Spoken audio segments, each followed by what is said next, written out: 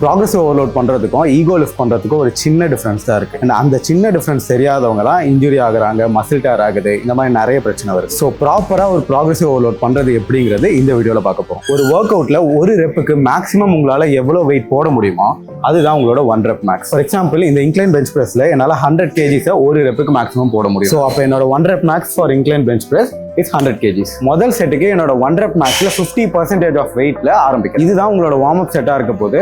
So ஈஸியா 15 reps போயாகும். So second செட்டுக்கு உங்களோட 1 rep max 75% ஆஃப் வெயிட்ல ட்ரெயின் பண்ண போறோம்.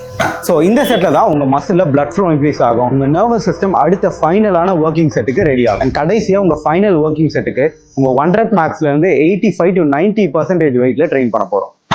இதுதான் ரொம்பவே சேலஞ்சிங்கான அண்ட் இம்பார்ட்டன்டான ஒர்க்கிங் செட். ஸோ முடிஞ்சா ஒரு ஜிம் பார்ட்னரை உங்க கூட வச்சுக்கோங்க. இந்த செட்ல உங்களோட பிரைமரி கோல் அட்லீஸ்ட் 6 reps ஆச்சு போட ட்ரை பண்ணணும். அண்ட் அதுக்கப்புறம் உங்களோட ஸ்பாட்டரோட ஹெல்ப்போட நெகட்டிவ்ஸ்ல அட்லீஸ்ட் 6 reps ஆச்சு ட்ரெயின் பண்ணணும். இதை கம்ப்ளீட் பண்ணி முடிக்கும் போது இந்த ஒர்க் அவுட் உங்க மசிலுக்கு ஒரு பர்ஃபெக்டான ப்ராக்ரஸிவ் ஓவர்லோட் ஒர்க் அவுட்டா இருக்கும்.